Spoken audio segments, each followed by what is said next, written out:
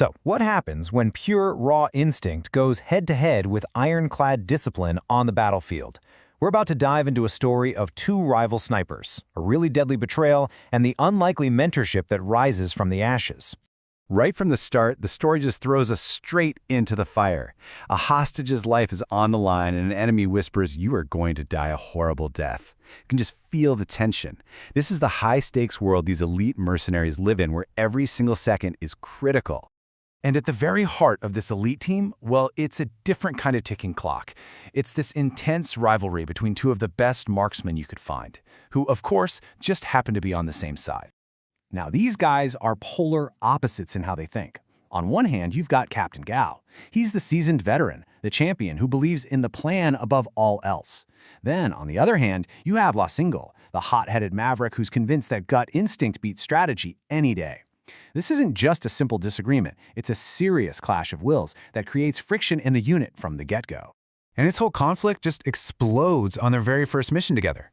Lo Single goes against orders, takes a super risky shot to save a hostage, and in doing so, he completely shatters Gao's careful plan.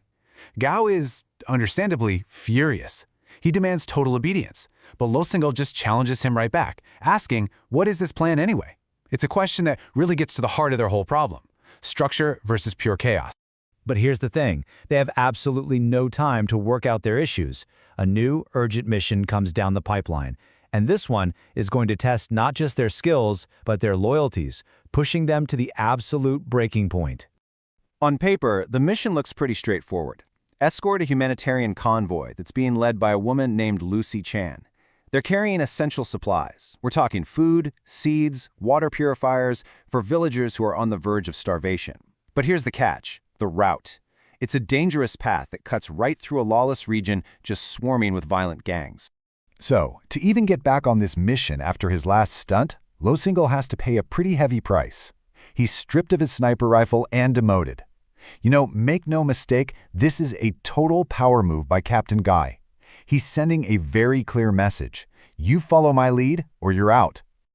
But as they push deeper into this hostile territory, it starts to become really clear that the gangsters they were expecting, well, they aren't the real threat. The true danger is actually hiding right there, within their own ranks. And the trap is sprung. Their truck conveniently overheats, which forces them to take a detour to what's supposed to be a government checkpoint. But the moment they pull up, everything feels wrong. The soldiers there are jumpy, their stories don't add up, and the air's just thick with this unspoken danger. Then the horrifying reality just hits them. It's an ambush.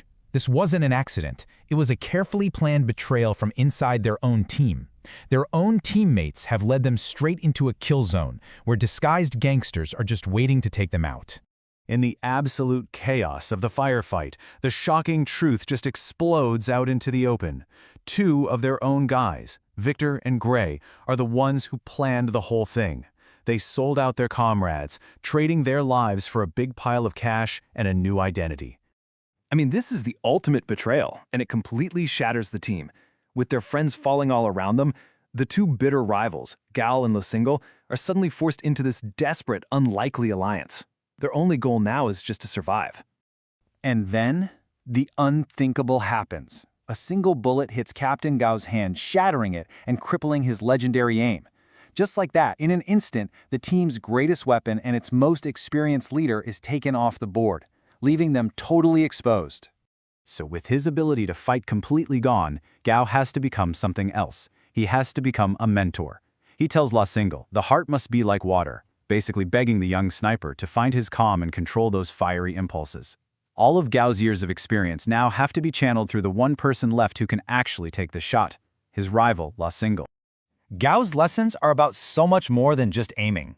He starts teaching La Single the soul of a true sniper. Forcing him to thread a needle isn't about sewing, it's about mastering absolute focus under crushing pressure. Being still as a stone isn't just about hiding, it's about literally becoming a part of the landscape. And then there's the final, most important lesson. A true master always has a plan B. And this all leads to this incredible moment, the ultimate transfer of responsibility. Gao looks at his former rival, the kid he couldn't stand, and says, "You are my plan B." In that single moment, the impulsive student becomes the master's last and only hope. So, now armed with this new wisdom and carrying the full weight of his captain's trust, Single has to face his former teammates in one final, decisive showdown. You see, their roles have now completely flipped. Gao, who can't pull the trigger, becomes the eyes and the mind. He's the spotter and the strategist. Single becomes the hand, the weapon, calmly carrying out the plan. He's finally found that perfect balance between his raw instinct and the cold discipline that Gao always knew he had in him. And together, they actually pull it off. They win. Guided by Gao's wisdom, Single defeats the traitors, he gets revenge for his fallen friends, and, most importantly, he completes the mission. The supplies finally get to the villagers, a small but important victory in a really brutal world. But the story doesn't end with a big explosion. It ends with a question. After surviving all that violence and betrayal, Single looks at the world he just fought to protect, and he asks, can a world without war exist? It's a question that comes from his whole journey, a hero forged in conflict who's now left wondering if real peace is anything more than just a dream.